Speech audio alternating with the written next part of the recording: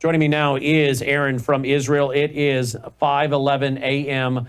on Wednesday morning in Israel. Aaron, thank you for waiting for us. By the way, what did you think as you were sitting there listening to all we're saying about Iran in our Gulf of Mexico? I mean, what have you and I been saying since October 7th, or before, actually?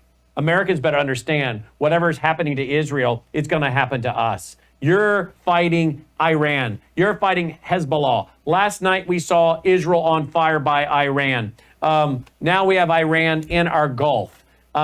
We know China is helping with what's going on in Israel, fighting you guys. China is working with Iran. China is in the region. They're running a lot of these Panama Canal and other things that control our critical infrastructure of ability for supply. I'm telling you, Aaron, the United States and America have the same enemies. We're being squeezed. Israel understands that. Most Americans are oblivious, and they will be until they see a mushroom cloud or the infrastructure goes dark. Comment? Yeah, this is another cell that the Iranians are planting, and remember, they are the axis of most of the evil here in the Middle East. They have proxies everywhere, but they are the head of the octopus. And this is just another example of them setting up a cell. On one hand, you think they're like being in the Gulf of Mexico, they're like a fish out of water, but actually, in their eyes, this is a fish in the water, because the water that we're talking about is their goal, their global goal to bring a caliphate, to wipe out the West, to destroy the West. In 1978, when the Islamic Revolution rose up, this was their goal way back then. No one has really done anything about it, because back in those days, it was just a tiny little threat.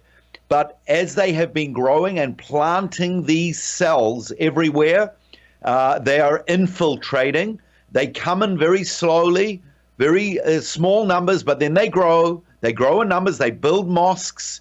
If I was the national security team in America, I would be keeping my eyes open very much, and definitely I'd be keeping my eyes open on who is coming across that border. Is that what the national security advisors are doing in America? Are they watching who comes over? Are they concerned? I don't think so. Well, look at this one. Israel, it's not Israel versus Hamas, it's global jihad versus Israel. Look at little Israel under attack by Hezbollah, Syrian groups, Iraqi, Iran, Yemen, Hamas. There you go. Yeah, and I'll tell you this, Brannon, one of our big concerns right now is, do we have the ammunition? Do we have the supplies needed to wage war against all these different fronts? They are small. It appears that there's lots of small little fronts, but this is what the strategy is. It's to grind us down, to wear us down, to outmaneuver us, and to exhaust our military equipment. This is one of our big questions on our northern border right now. Are we going to attack Hezbollah and push them back? Do we have the capabilities to do that, knowing very well that they will counterattack, retaliate back, and we know that they have a mass amount of weapons? Big questions that our cabinet have to answer. What about the fires last night? You were out today. You joined us at our 1 o'clock Central Time today, Tuesday. It was nighttime over there, and you, of course, it's morning now. It's 5:15 a.m. Wednesday morning. But you were out in the dark last night. What were you doing, and where are we at with these fires in Israel? So, yes, I got a text saying that anyone with a vehicle, anyone with time, please, we need to save the animals that are under threat of being burned. Some did get burned. So I was in my car doing a number of trips, filling up the car, cats, dogs, you name it. I didn't have room in my car for any horses, but apparently there were some horses that were were moved out of places that were endangered by the fire. Now, the fire caused a mass amount of damage in the thousands of acres. But now the good news is that after 48 hours of fighting these fires, they are under control for now. I mentioned on that update that another strategy that the Hezbollah were using is they were launching these drones and missiles that caused fires, knowing very well that our fire brigade would go in and try to take it out, and they themselves would become targets. So this is a different kind of strategy warfare that Hezbollah are using. So we need to create that buffer zone that the United Nations, Resolution 1701, have said that they must go back only 20 miles, 32 kilometers, to what's called the Litani River. They keep crossing it. They keep infiltrating it. And so our military just last night have been discussing, is it time right now to go in? Now, I mentioned this last week and the week before, that it's coming up to the end of the school year. I believe it's the 20th of June when the children get out of school and they go on their summer holiday. And perhaps our military are waiting for that to happen so that the children's lives are less endangered. Well, that would be good. But we're hearing on social media, Aaron, that full-out war with Iran in northern Israel, with Lebanon, full-out war is literally imminent. That's what's coming from people in Israel. Former government Israeli officials that I follow on social media are saying this. True? Absolutely true. Social media, mainstream media, the Chief of General Staff, Hezia Levy, they are all talking about it. It's one of those things. And by the way, isn't that interesting that you could be at war with Iran, and we get reports tonight that Iran is in our Gulf of Mexico. Now, and this audience knows, what have I said? Would it not be impossible for Iran to strike America before they strike Israel? To take down America, to cripple America before they go after Israel. Now you're saying that Iran, through Hezbollah, their group, in Lebanon, in northern Israel, they are about to come after you. And we just happen to have a brand new article out tonight that Iran is in our Gulf of Mexico. I mean, is this not eerie when we've been saying and warning this audience, don't be shocked? I'm not saying it will happen, but I've been saying for a long time, and this audience knows it. You know it. We've been saying, don't be shocked if they take down America before they go after Israel, so we cannot do anything for Israel. True or false? True, Brannon. But, up on our northern border, that is not directly a Palestinian issue. The Palestinian issue is mainly in the Gaza Strip and in the West Bank. And yet, yesterday, President Joe Biden said to Israel, under exactly what you were just saying, that war is imminent. Joe Biden knows that war is imminent. Guess what he said? He said, Israel, make sure that your response, that you do not flare up the escalation. We're being bombarded. Our northern cities are being set on fire. And instead of encouraging us to defend our residents, he is saying us don't escalate the situation. I was listening to Jonathan Pollard giving a talk on Joe Biden and his policies. And Jonathan Pollard has had decades of sitting in prison, studying news, studying foreign policy. He's quite a genius when it comes to politics. He said he is baffled. He cannot understand what is behind this Biden thinking regime. He's bought off. He's bought off, I think. Yeah. Well, yeah. He's compromised. He's totally compromised. He absolutely, like Leo was saying, he sold himself to the highest bidder, China, obviously. But it is so damaging and frustrating. And I just pray that the American people will wake up, their eyes will be opened to the damage that this is causing. and putting our lives at risk. This northern border situation is very, very concerning, Indeed, Brannon, is. because we know the counterattacks that Hezbollah have got. We don't even know what their surprise is that they keep threatening us with.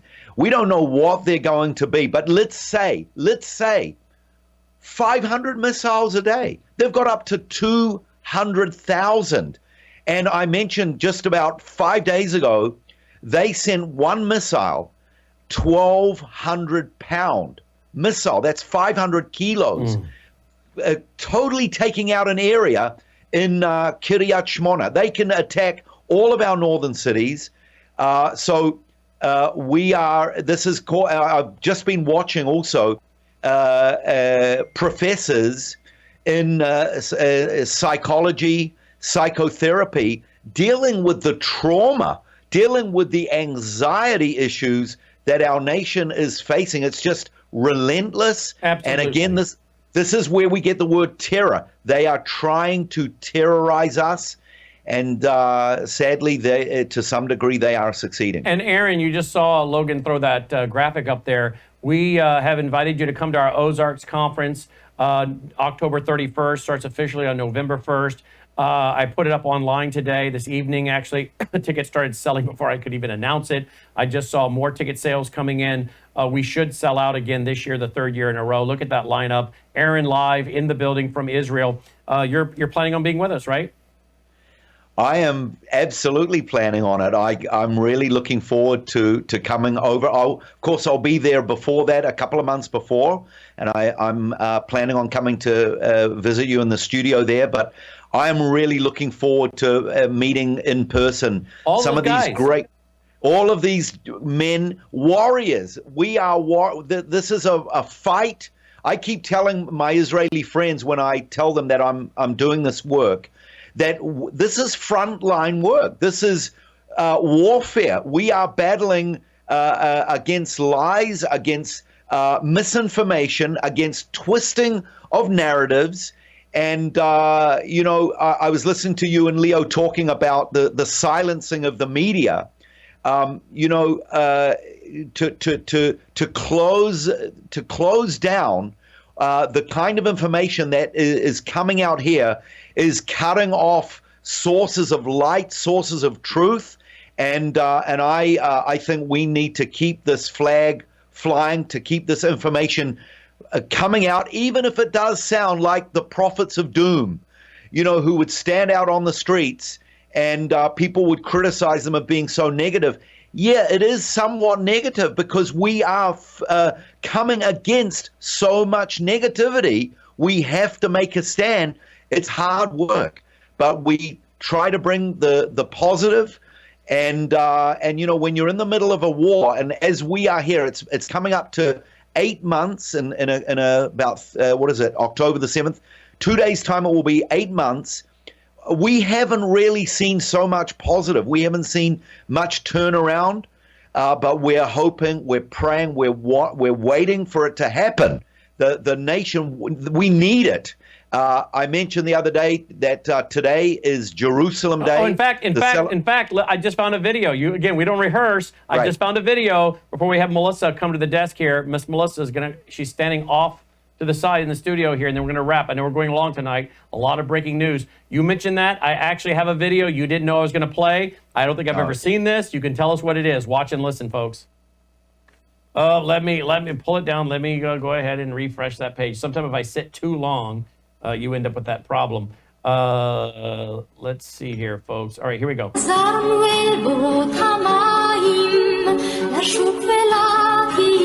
in the 1967 liberation of Jerusalem. All right, what is that? I'm going to pull the music down. What is that? This is June 1967, when for the first time in 2,000 years, we took back the Temple Mount. This is on the Temple Mount. That's the Al-Aqsa Mosque and the Golden Dome on the rock. There are our chief of staff and forces that went up. They liberated East Jerusalem, which was in the hands of the Jordanians. This was Jordan in 1967. So we took it over, and we unified Jerusalem, because in 1948, when Israel became a nation, Jerusalem was split in two. Israel was given West Jerusalem. Jordan was in control of East Jerusalem, which is what you're looking at. But we took over this land in the 6-day war, and there are our soldiers going up. The chief rabbi blew the shofar, and we celebrated the. And by the way, you guys told Jordan, because I think you were fighting Egypt, and you told Jordan, knock it off. We don't want to deal with this right now, and they wouldn't quit firing. So you said, okay. You're going to fool around, you're going to find out. And you took it. That's right. That's right. Absolutely. Absolutely. The late King Hussein from Jordan made a wrong, calculated move. We called his bluff. And in the first 48 hours of that 6-day war, basically, we won that war. Why? Because our planes flew over the Jordanian, Egyptian, and Syrian airstrips, blew them up so that most of their air force could not fly. So we had pretty much full air supremacy. And that is today for you, Wednesday in Israel, being 5:27 a.m. Today is Jerusalem Day. That is the anniversary, which I think is not, again, a date that should be miscounted for the fact that you now are under attack with these fires. And everyone should be praying for you today, particularly because I would not put it past these demonic beings to attack you today or tonight. Yeah, you're not. Absolutely, Brannon. And for that reason, our security are heavily beefed up. Great celebrations. We're expecting up to 750,000, 1 million people to go out on the streets. There's singing, there's dancing. If I can make it up there today, I'll go. I'll maybe take some footage. Would you? And send it through.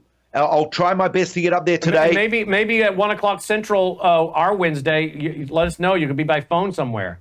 Maybe I'll try to be up there live, and we can do that live, yes. Okay. LightToTheNationsMinistry.com, LightToTheNationsMinistry.com. Aaron, we so appreciate you. Glad to have you on our broadcast team, my friend.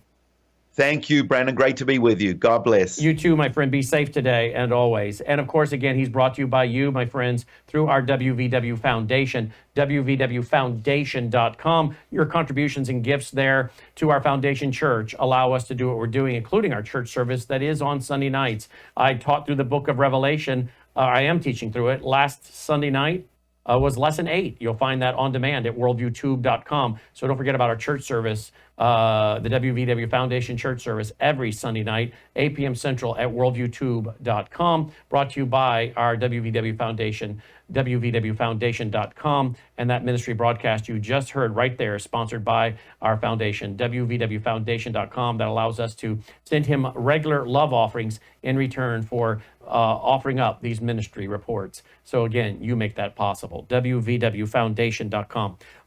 We've gone over tonight. I know, a lot of breaking news, but I want to go to Miss Melissa here at the desk for just a few minutes. We're going to take a 60-second break, come right back with Miss Melissa in the studio, and then we'll call it a night. Don't go away. We'll be right back.